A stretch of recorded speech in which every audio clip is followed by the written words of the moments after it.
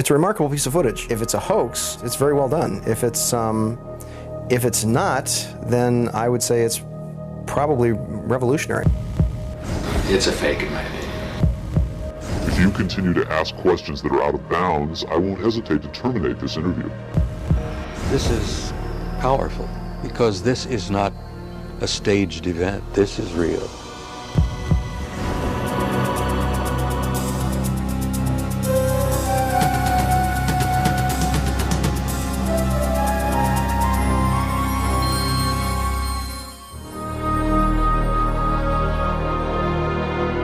Interest in UFOs and Area 51 is at an all-time high. Last year, a highly rated TV special and best-selling home video purported to show an actual autopsy of an alien being from the famous Roswell, New Mexico crash of 1947. Many people and even some experts believed that autopsy footage was genuine.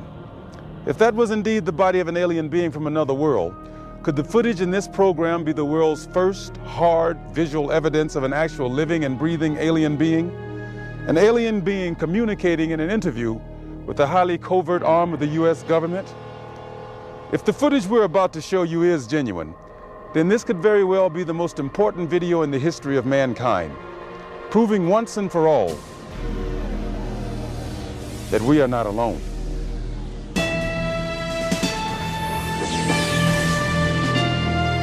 Within Nevada's Nellis Air Force Range, protected by the tightest security in the world, is the Groom Lake Test Site, aka Dreamland, aka Area 51, an installation so secret the government cryptically acknowledges its existence only as an operating location.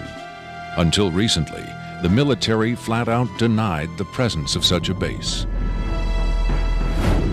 It has served as the testing ground for many secret research and development projects, such as the U-2 and SR-71 Blackbird spy planes, the F-117A stealth fighter, and now the SR-75 penetrator, the super-secret replacement for the SR-71. Every morning, a select group of specialists with high security clearances, some reportedly as high as 38 levels above top secret, arrive at McCarran Airport in Las Vegas to be flown to Area 51 aboard a Boeing 737. From the time they leave the ground until they return to Las Vegas at the end of each working day, they enter a world no outsider can ever truly know, except through rumor and the occasional shocking revelation. In 1989, a physicist named Robert Lazar went public with the stunning claim that the United States government was test flying disc-shaped aircraft of extraterrestrial origin at Area 51. Interviewed in silhouette by a Las Vegas TV reporter, Lazar, calling himself Dennis, claimed to be employed at a site on the outskirts of Area 51 known as S4, where he was part of a team attempting to back-engineer the saucers to discover the secret of their advanced propulsion system. It was a very sleek, thin-looking, flying saucer-shaped craft. There were 9 total. I only got to essentially work, back engineer, or analyze one of the craft. It's very plain. It's all one solid color, a grayish pewter color, the same color as the outside of the craft. There are no sharp corners anywhere. Every device in the craft, the seat, the amplifier housings, everything has a rounded corner on it, almost as if it was all fashioned out of wax and then slightly melted, so everything curved, even where the ceiling meets the floor on the end. Everything has a curve to it. Very, very plain, very wide open, very impractical use of space. And there are 3 levels. The lower level houses the amplifiers themselves that swing, the 3 of them. The center level is where you enter the craft, where the seats and the amplifiers are, and the top level is a small area, and I did not have access to that, so I don't know what's up there. Absolutely alien craft, there's no question about it. Well, first of all, the scope of the project was to back engineer it. If they were United States craft, we wouldn't be going backward trying to find out how they were built if we had built them. Second of all, the size of the equipment inside, the size of the seats, the materials that were in use, completely alien to us, pardon the pun, and the fuel, element 115, essentially non-existent. All these factors together, and of course the briefing information stating that they were alien craft. Along with Robert Lazar, rocket scientist David Adair is one of the few individuals who will go on record concerning his personal experiences with alien technology at Area 51. Was not of our origin. They shouldn't have let me see that. And then in the results of it, they locked me in a room. And the reason they locked me up in a room was because I wouldn't tell them any more about how the engine would function, and they started getting a little bit more perturbed about that. A former consultant to NASA and top aerospace companies, Adair claims that in 1971 he was brought in to study the engine of a downed flying saucer.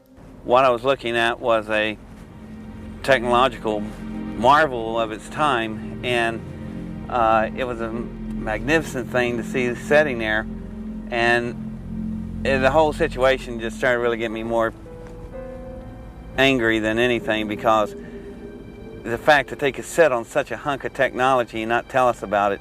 Here we are using liquid fuel engines and rockets at NASA, and here they got an engine that's probably, in theory that we know of, could be a speed of light, an engine capable of speed of light or even faster. Ufologist and lecturer Sean David Morton has appeared on Sightings, Strange Universe, and Hard Copy. He offers his own perspective on Lazar's stunning claim and the super-secret Area 51. Area 51 is approximately 135 miles north of Las Vegas. It sits in a box that's at the western middle corner of the Nellis test site. It was originally called the Groom Lake Facility, and Area 51 actually gets its name from a bombing classification. There's Area 49, 50, 51, 52, et cetera, et cetera. So one of the things that Robert Lazar told us was that if we simply went out to a black mailbox at 6:30 p.m. on Wednesday nights, that we would actually see flying saucers, that these objects would test, and that this was the military testing time between 6:30 and 9:30, and then early in the morning between about 3 a.m. and about 6 a.m. Vigorous efforts have been made by employees of the government and others to debunk Lazar's claims and discredit him personally. Nevertheless, Area 51 has become the center of a raging controversy, whether in fact certain clandestine agencies of the U.S. government are in secret contact with alien beings. Project Sigma was supposedly a deal between the United States government and various extraterrestrials that after the Roswell crash of 1947, that an organization called Majestic 12 was formed, and then in 1953, President Eisenhower was then brought in on this. Well, there was a negotiation going back and forth between the United States military, the government, and the extraterrestrials. Apparently, we had a number of things that the extraterrestrials wanted. Number one, the military needed hardware. We wanted technology, we wanted weapons technology, propulsion technology, metallurgy technology, and in exchange for this, the ETs were willing to trade us their hardware for our software, and software namely being us. What they primarily wanted was genetic material, and in exchange for that, they were willing to give us certain technological advances, like a number of flying saucers.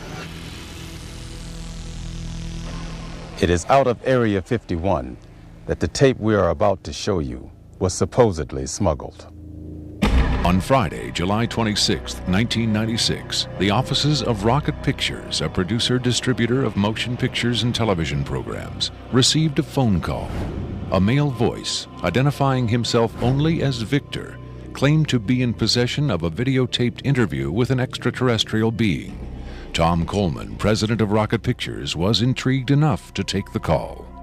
I, of course, thought this was some hoax. In fact, I thought it might have even been my brother at one point. But as we spoke, this was someone who seemed to be very serious. We went back and forth on this, and I basically decided that, this is a little bit too weird for me. Thank you and goodbye. As I hung up, I had a very strange feeling that maybe, just maybe, there was something here. He said he had a tape of a space alien, an ET, that was being held in a military installation in Nevada. I'm not sure as a prisoner or a guest. And he had this on tape. As we've already heard from Sean Morton and others, this is not the first time allegations have surfaced that the U.S. government is playing host to extraterrestrial biological entities, or EBEs. The first and most famous alleged contact was the Roswell flying saucer crash of 1947. This is the incident from which the alien autopsy footage supposedly originated.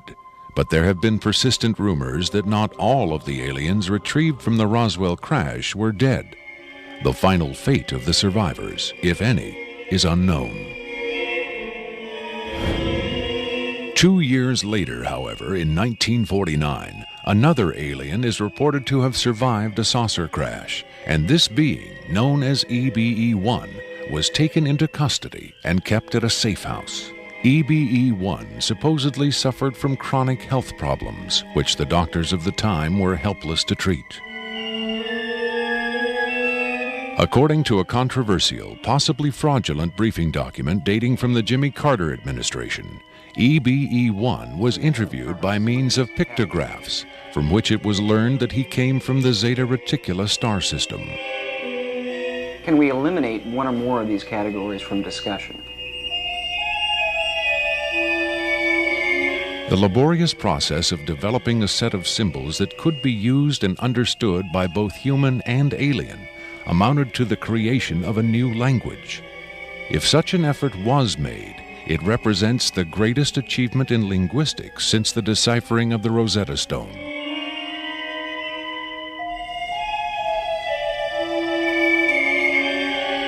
That such an achievement would be kept secret illustrates the hysterical paranoia of the time as the Cold War intensified under the threat of nuclear annihilation.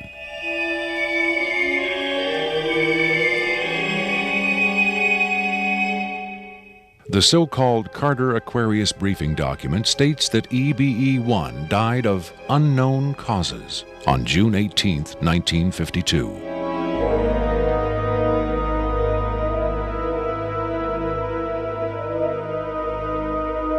Skeptics who doubt the authenticity of the Carter-Aquarius document find it unbelievable that highly advanced alien beings would allow one of their own to die under the primitive medical care of a species that had barely begun to conquer its own diseases.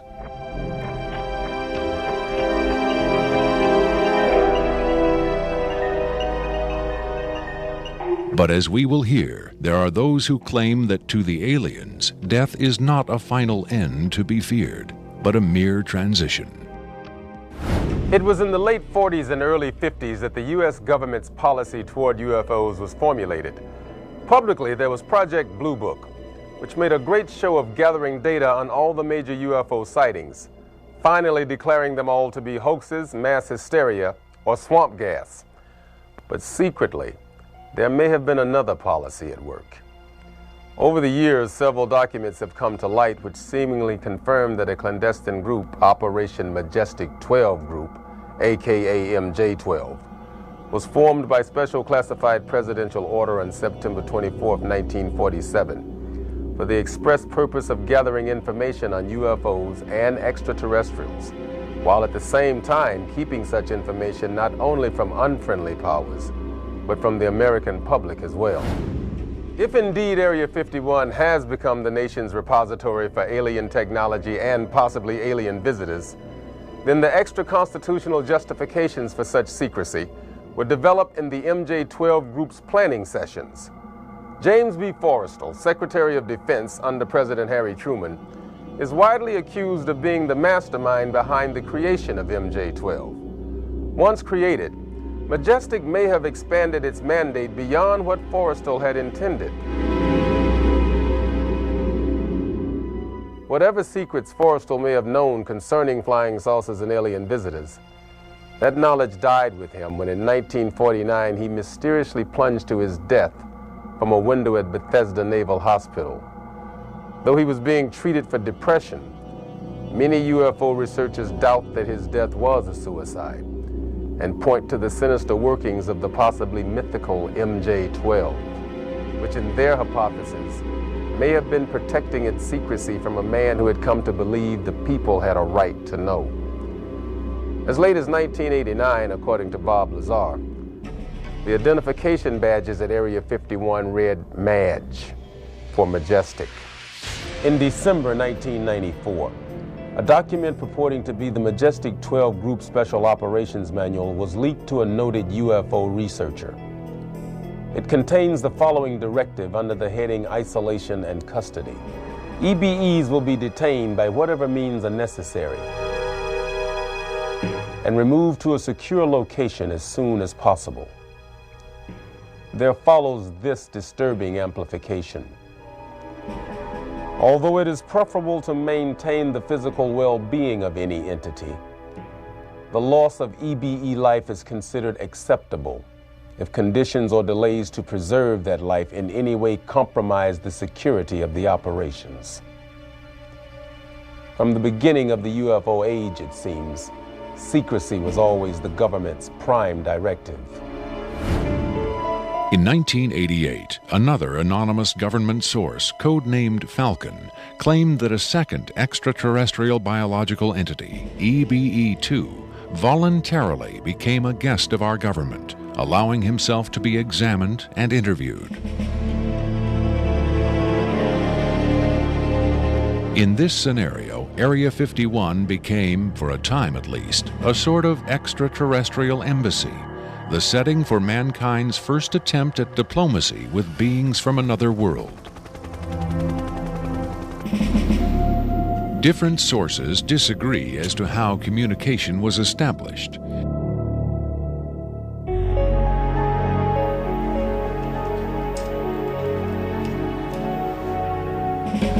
There is universal agreement that the EBEs are incapable or unwilling to speak human language. In addition to the pictographs used by EBE-1, it has been reported by Falcon that in the early 1950s, EBE-2 was fitted with some sort of artificial voice box, allowing him to speak words, and that he learned the English language very rapidly. Other sources doubt this story, however. By our kind, do you mean we Americans? What has been reported most persistently is that the aliens communicate via thought projection, or telepathy. Would have been tortured, made to give up their secrets, instead of questioned in this friendly manner. We cannot be forced to communicate. Has it been tried? Not by us. We speak to who's ever willing to listen. The idea of telepathic communication with alien beings carries with it the same doubts and controversy attached to telepathy itself. Do the practitioners of this ancient art really have the ability to read minds? Or are they crafty charlatans who simply tell the listener what he or she wants to hear? If the cynics are right, then the self-proclaimed telepaths recruited by the government in the 1950s were playing an astoundingly daring hoax by claiming to speak for the mute visitors from the stars. Defenders of telepathy call this notion preposterous and point to the long history of government-funded research into mind reading as proof that their science has merit. In the last 4 decades, there have been persistent, often contradictory rumors and even eyewitness accounts of other alien visitors meeting secretly with military or government officials. But what about today? The Tester Corporation has recently come out with a model kit of Gray, the extraterrestrial life form, and a scale model of the so-called sport model, the UFO Bob Lazar says he studied at Area 51. This UFO kit has quickly become one of the most successful model kits in the history of the company. If the military is, in fact, conducting tests of extraterrestrial spacecraft at Area 51, then where are the alien creators of these craft?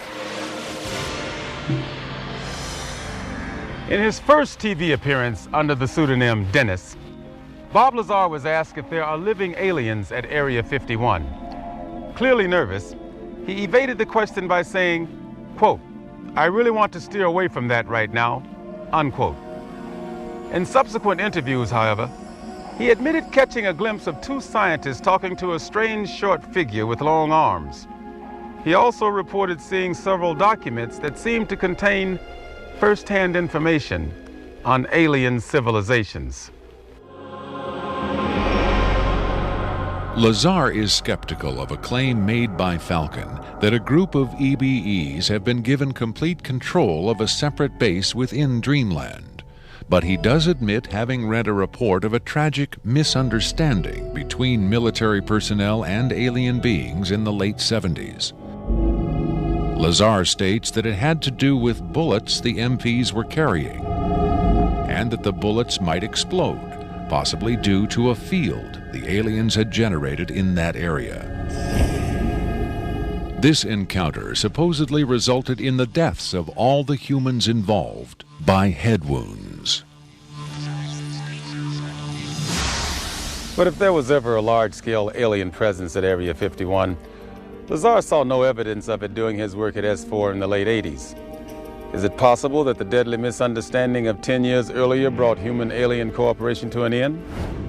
In his September 21, 1987 speech to the UN General Assembly, President Reagan himself did little to dispel the notion that this deadly misunderstanding brought human-alien cooperation to an end.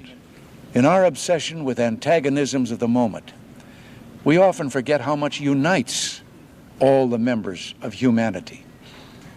Perhaps we need some outside universal threat to make us recognize this common bound. I occasionally think how quickly our differences worldwide would vanish if we were facing an alien threat from outside this world. Are the inconsistencies between various tales coming out of Area 51 evidence that these stories are lies? Or are the discrepancies the result of an intentional campaign of disinformation designed to discredit any elements of truth that may be reaching the public? If so, how does Victor fit into the jigsaw puzzle of questionable witnesses to the alien presence at Area 51? Is he a hoaxer, a government dupe, or a frightened whistleblower with the hard evidence to back up his story? I made it very clear to Victor that his credibility was the entire issue here, and that everybody's going to think this is a hoax, and that how are they going to possibly verify this? What he said was, you can do anything you want in terms of verified, any type of due diligence. He will answer whatever questions put forward.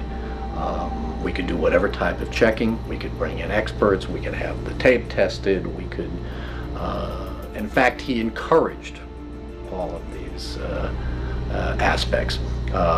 He just did not want his face and his real name revealed. At Coleman's insistence, Victor agreed reluctantly to appear on camera, but only in disguise, in shadow, and with his voice electronically altered. The questions were agreed upon in advance, but during the actual interview, the discussion occasionally deviated from Victor's approved questions.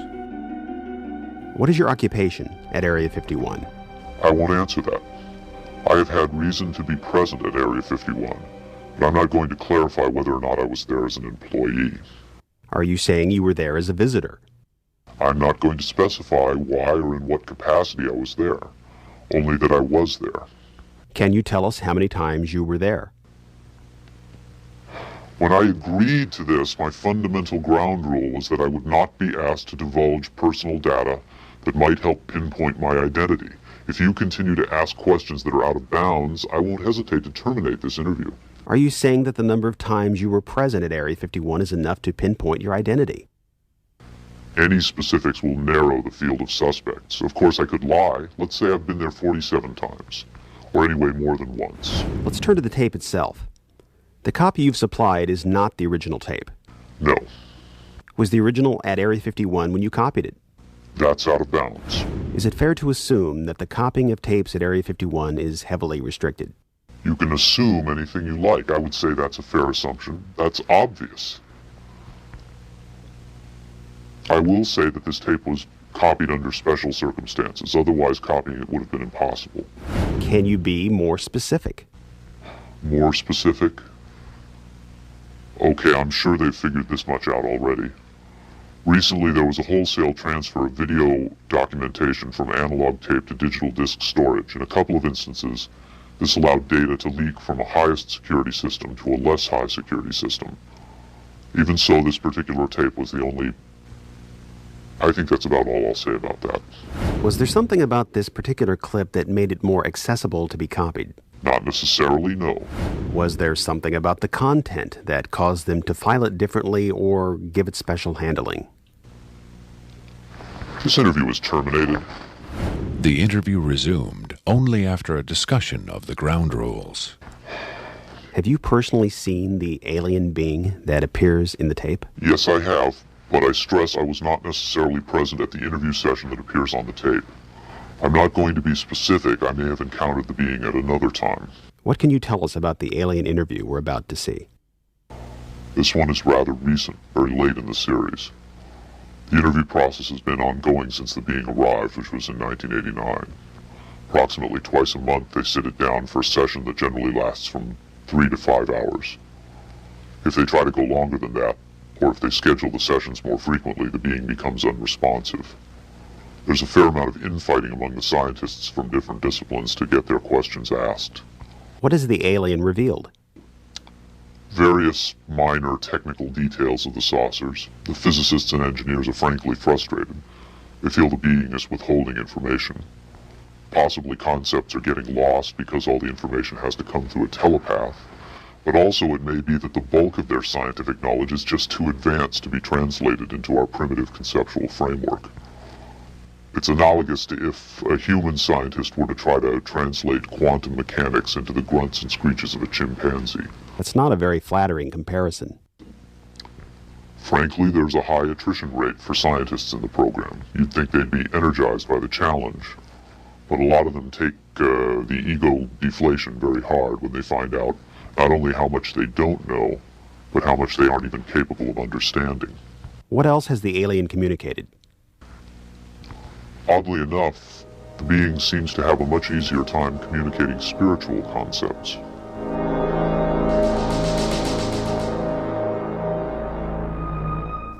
The human body is a vehicle, a vessel.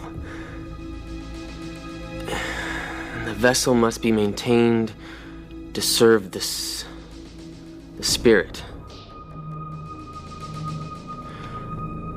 with maximum efficiency. But a broken vessel can be replaced. The human spirit, or the soul,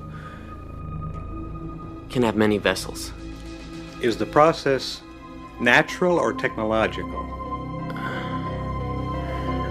Both are one. Technology is a natural excrescence of humanity. Technology is a process the vessel uses to perfect itself. So this transference of the soul from vessel to vessel, did your kind create the mechanics of it, or is it a natural... Did it predate the intellectual creation? Before understanding must come acceptance. And it's not technological. Well, I think what he's trying to say is that the question is meaningless. The soul can travel from vessel to vessel. Reincarnation, transfiguration, whatever. It's real. What I'm getting at is, does he know how it's done? Victor uses the term vessels to refer to the alien's conception of the body as a disposable vehicle for the soul. The UFO cult known as Heaven's Gate used the term containers in a similar context. The mass suicide of the Heaven's Gate cultists illustrates the dark side of accepting such ideas at face value. Doe, the Heaven's Gate cult leader, preach that humans can pass from container to container. The mysterious Victor, on the other hand, harbors no such belief.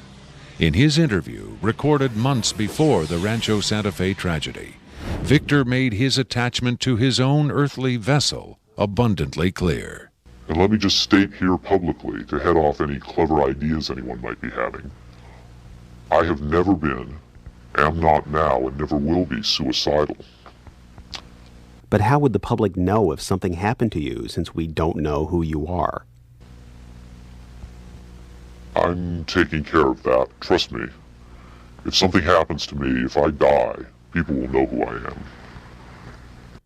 am. Do you think it's a reassuring sign that these aliens can communicate with us on a spiritual plane? It would be nice to think so, but I'm not sure if it's really such an achievement considering the mismatch between our intellects. I mean, you're not going to have much luck making your dog understand calculus. But if you pet him on the head and say, "Good dog," aren't you communicating spiritually?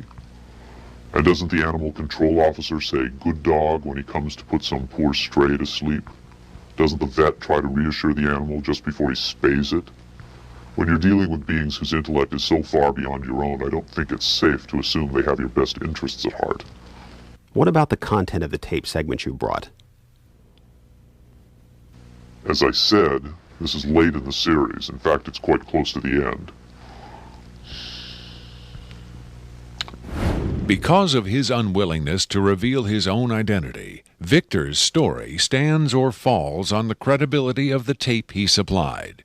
Here, exclusively, for the first time anywhere, is the uncut, uninterrupted alien interview tape, shown in its entirety in real time.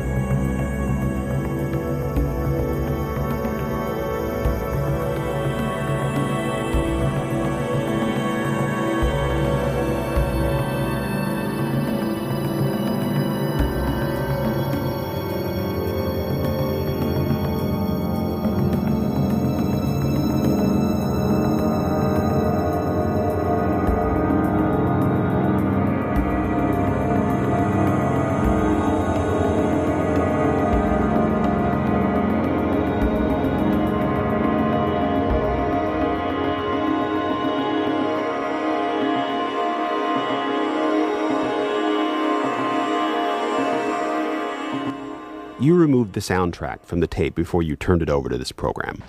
That's correct. I can't allow the voices of the project personnel to be heard by the general public.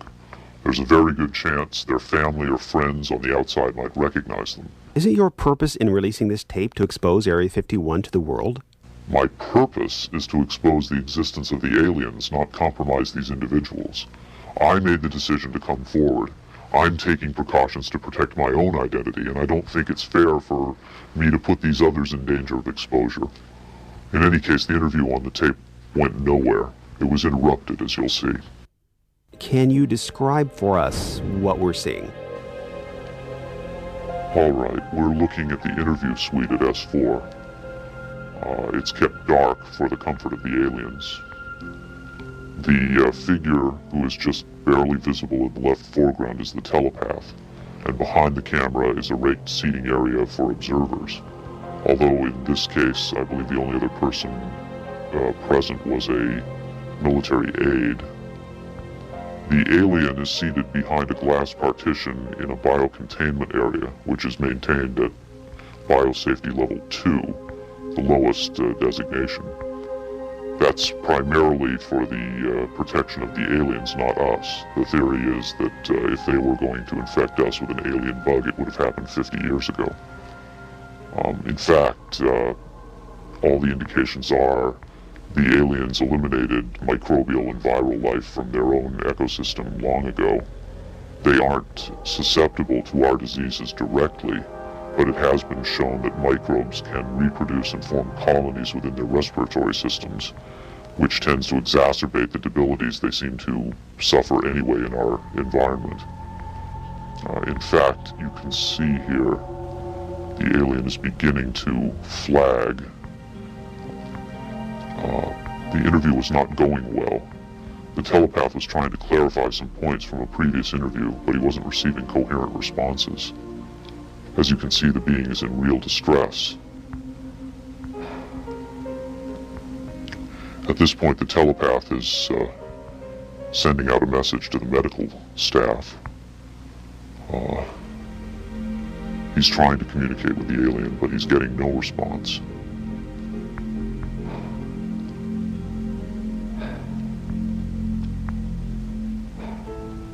There's very little he can do. There's no direct connection between his space and the biocontainment area. That's the aide stepping in on the right. The medical staff should be there by now. They're slow in responding. There they are. I have to say the medical personnel at S4 are less than first rate. They tend to be selected for their willingness to keep secrets rather than their medical competence. By the way, he's not shining that light into the eyes. It looks that way, but in fact he's checking for hemorrhaging around the eye sockets and in the nasal cavity. I'm sorry. It's very hard for me to watch this.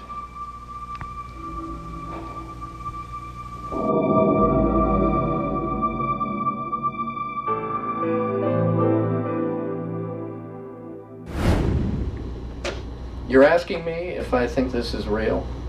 That have I finally seen a space alien?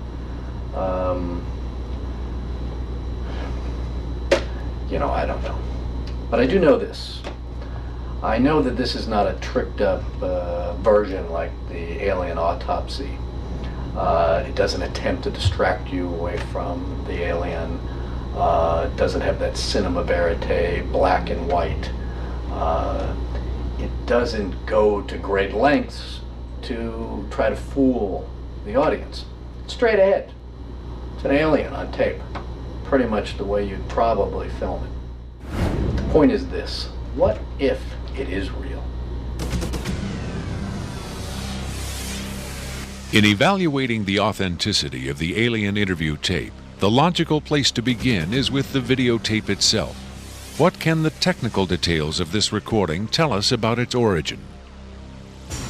Rocket Pictures sent Victor's original tape to the Phoenix laboratory of renowned image analyst Jim Delatoso. Using the most up-to-date digital technology, Delatoso tried to determine the tape's authenticity. I've been exploring, looking at different aspects of the image itself to develop questions for a matrix on is it real or is it fake. I grabbed a frame in the computer and we're outputting it now in digital format, and you can see that we have an absolutely solid picture. What we've done is taken the picture and moved it over so that we can look at the information that's in between the frames. Now, when we look at the motion video, we can see that it still is not bad. And when we have this little indicator down here, it tells me that the original image was transferred using some kind of time-based corrector. These are video screens up here, television, video monitors, and they're off at an angle. If this was shot using a video camera with lines on it, we would see moire patterns up there, and we don't see the moire patterns. So there's a probability that this was shot originally on film, possibly a film stock like 7252 or 7247, depending on the lighting. The idea that these images may have originated on film is in direct contradiction to Victor's statement that the interview was shot on video. On closer inspection, Delatoso decided the images could indeed have been recorded by a video camera under certain specific conditions. In this case, I get the sense of it that this was originally created using either film, transferred telecine to beta, that then this is the third generation, or it was taped under very low light conditions with the video gain boosted probably 12 dB. Even the emotionless analysis of a computer cannot provide a definitive answer. Delatoso's efforts yield tantalizing hints, but in the end, they only increase the mystery. One of the key things about this creature are its eyes. Like the other experts, video analyst Jim Delatoso was emotionally affected by what he saw. He took the tape very seriously and offered this personal opinion. If someone faked this, I don't like these people. I think it's a bad thing for people to do, because if extraterrestrials come here, it's an incredibly important thing to understand who they are and why are they coming here. If this is not faked, I think we've got a glimpse here of a sense of communication with someone who came from a long distance away. When asked his opinion of the alien interview, Adair was careful to answer only in terms of his own experiences. If you're referring to the film where it's aliens being interrogated at Area 51, I don't know. I've never seen a UFO in my life. I've never seen aliens pickled in a jar or anything like that. But I know I saw an engine that wasn't from our terrestrial technology. If you look at an engine like that, it came out of a craft. If it come out of a craft, then that craft has occupants. So it's very logical to assume then that those occupants could still be here and they could be interrogating them, or they could have downed another craft since 1971. Makeup artist John Criswell has provided special effects creatures for many Hollywood motion pictures and television shows, such as Spaced Invaders and Babylon 5. Hired by Rocket Pictures to create the aliens for the recreation segments of this program, Criswell was very interested to finally see the real thing. By Hollywood standards, I would say it's a pretty decent puppet. Well, to be honest with you, I would love to buy this being real, but it's probably a hoax. Well, I think this is a really cool design, and it's a great concept, but I think I could have done better.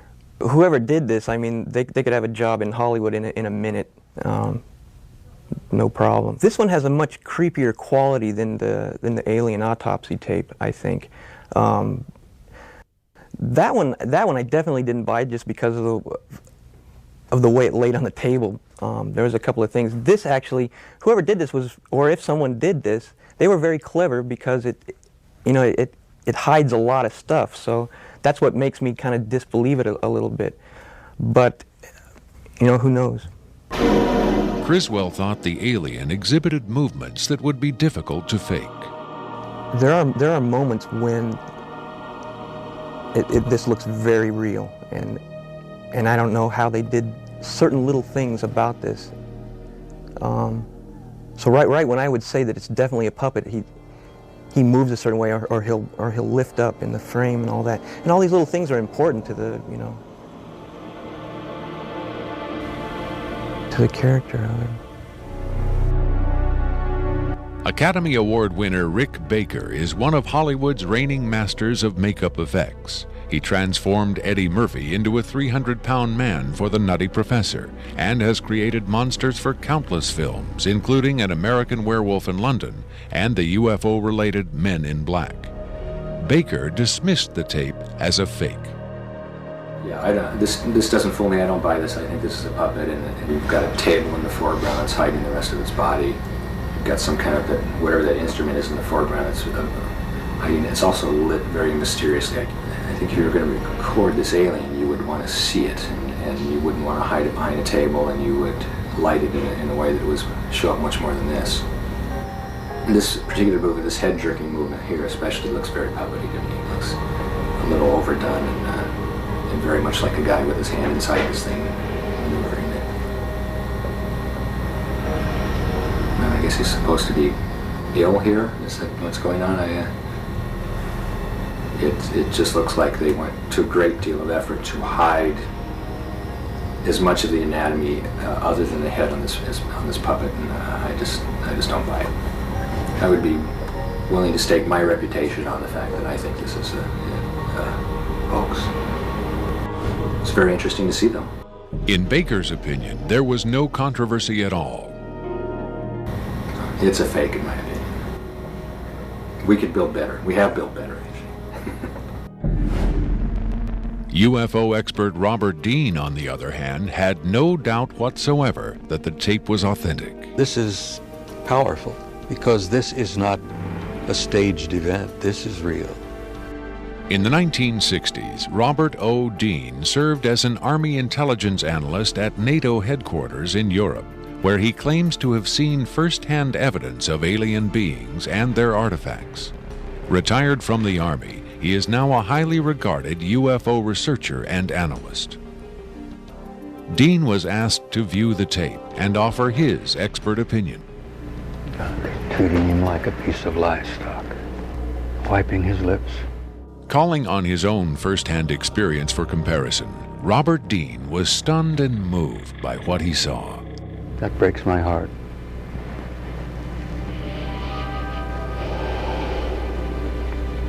I think you've got yourself a piece of legitimate footage here, and I think you've got your hands on some pretty sensitive material.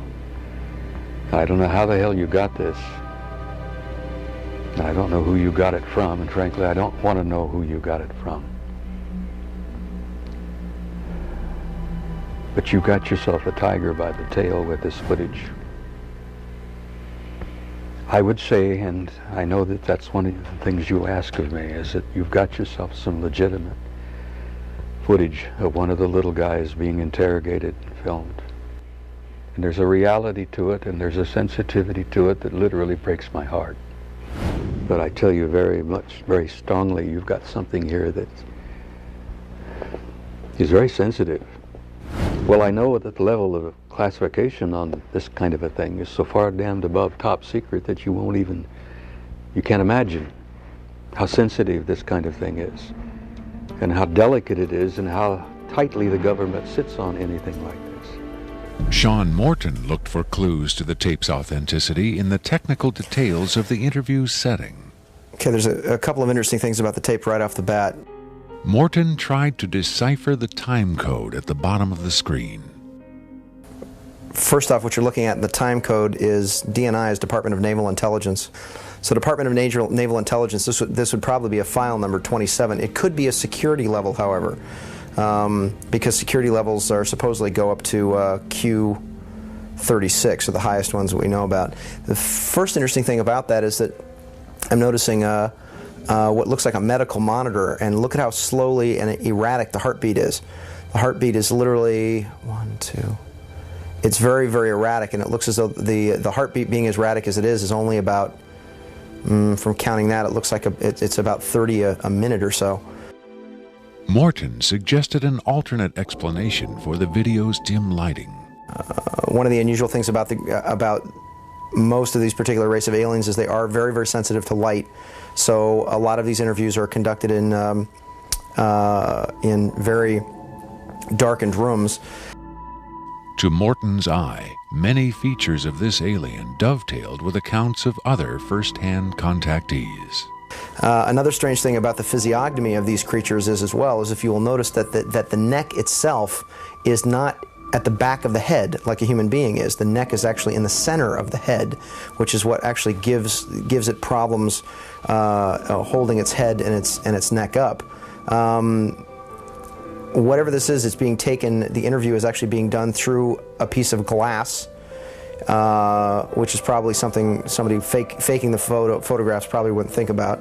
Right there we see that the creature appears to be choking.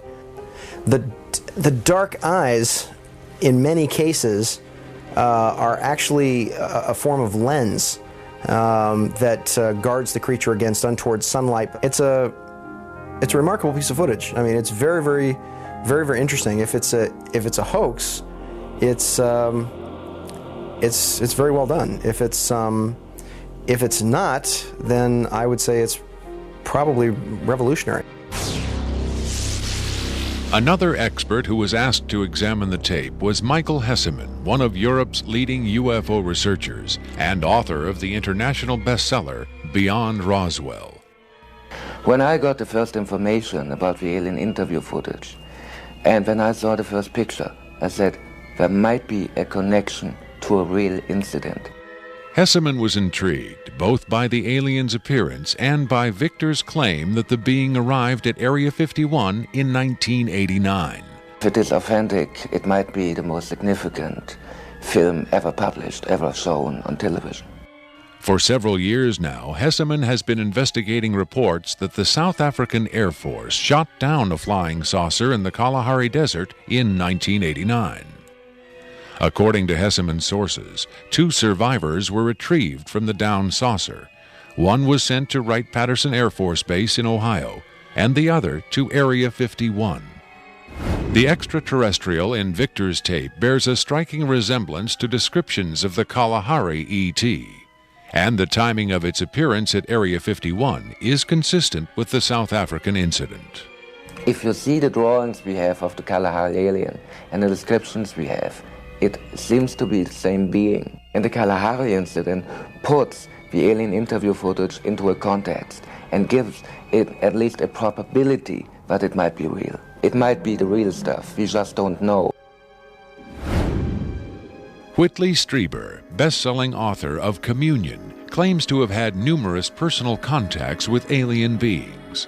He has become the de facto spokesman for the growing number of people who claim to have been abducted by extraterrestrials. The nationally syndicated television program Strange Universe asked Strieber and several other abductees to view the alien interview tape. What Strieber saw left him profoundly shaken.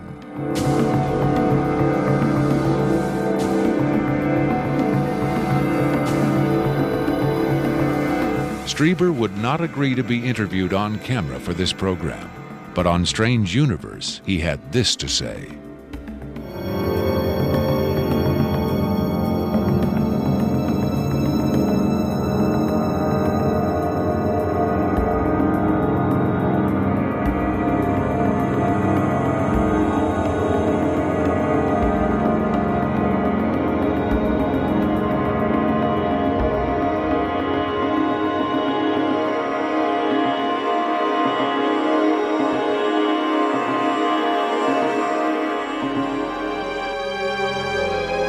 On May 23, 1997, Victor gave a radio interview on the nationally syndicated show Coast to Coast AM with Art Bell. Speaking by telephone from an unknown location, Victor answered questions from host Art Bell and his guest, UFO expert Sean Morton. From the Kingdom of Nye Coast to Coast AM continues with Art Bell. It is going to be a very interesting morning. Let's see if we've got Victor on the line. Victor, are you there? I'm here. Welcome to the program, Victor. Afterwards, this is what Bell and Morton had to say about Victor's credibility. What a hell of an interview, huh? Boy, oh boy, talk about making history on the radio. It was, as far as I could tell, he answered every question properly as far as exactly where the locations are, to the, descriptions of the, the transports, the 737s, to the CTS-43s, the retinal scans, the 5 levels at S4. A veteran of countless controversial interviews, Art Bell still found himself impressed by his encounter with Victor. In the first, I think, half hour, I sensed that I was getting a kind of a runaround, or that I was not satisfied with the quality of the answers that I was being given. But as the interview progressed, and Victor, to some degree, began to relax, I began to get a different sense, and that was that he was telling me the truth. I think Victor was scared. I think Victor really is scared.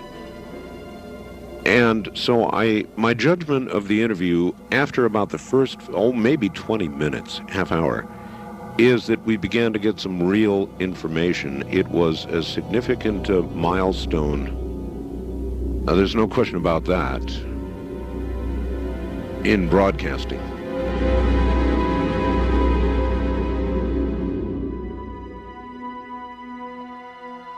If the government has really been in contact with superior aliens, wouldn't we see some evidence of it? For instance, amazing new scientific discoveries. Limitless free energy? A cure for cancer? We might if the government's motive were the betterment of mankind. The government's motive is control. And just as much as they crave control, they fear loss of control. Knowledge is power, but power does not necessarily confer competence. The people at the top of this program are intellectually very average. They're not capable of making proper use of what's been handed to them, but they have no intention of letting anyone else ever get a chance to solve the puzzle. And let's not forget there's also the real possibility that the government is being manipulated by the extraterrestrials for their own purposes. You could have released this tape to the news media, but you insisted on being paid for it. Doesn't that cast doubt on your own motives? Yes, and I was aware of that going in, but that's a cross I'm prepared to bear. I find it disgusting that the most important event in human history is being kept secret simply because certain unimaginative officials have the power to do so. But at the same time, I do see the irony in my own actions.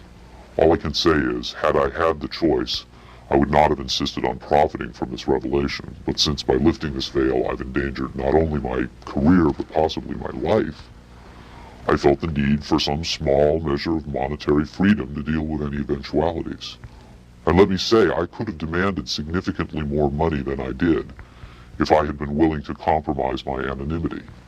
There have been other whistleblowers who jumped at the chance to become celebrities, which I think casts even more doubt on their motives than some people may be casting on mine. Do you believe your life is in danger as a result of making this tape public? I would hope not.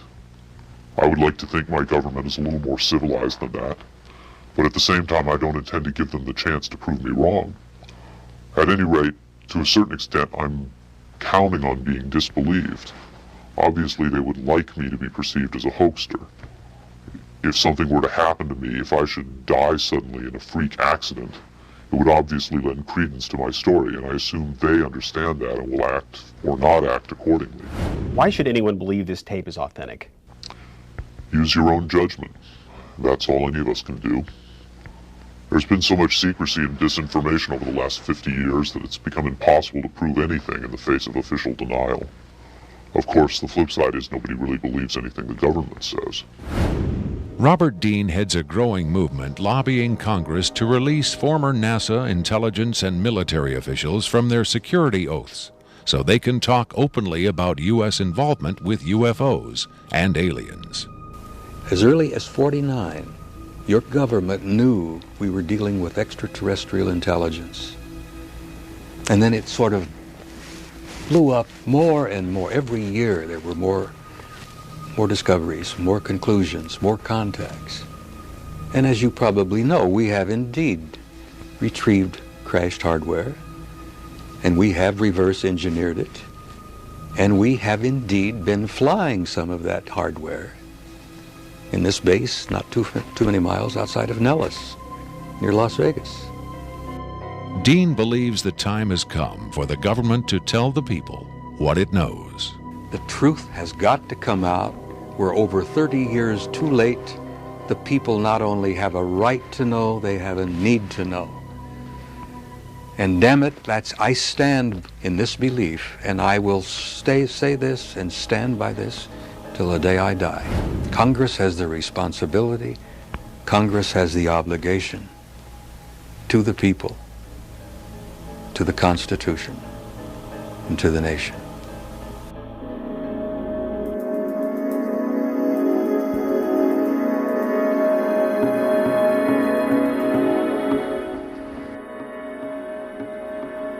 Did this alien die? I can't answer that with certainty. I do know the interviews came to an end.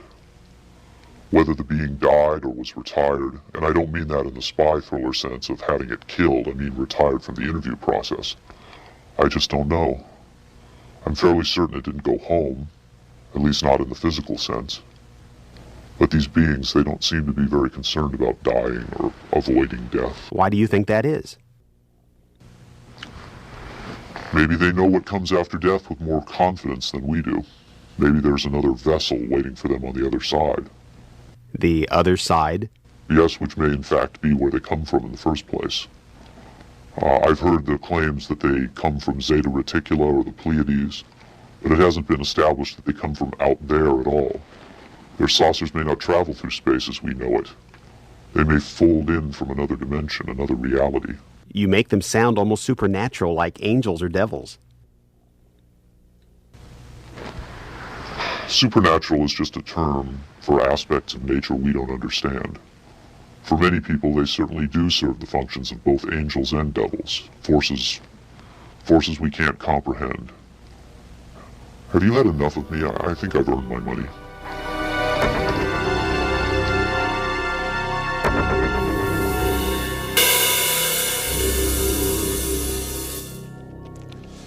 Is seeing believing?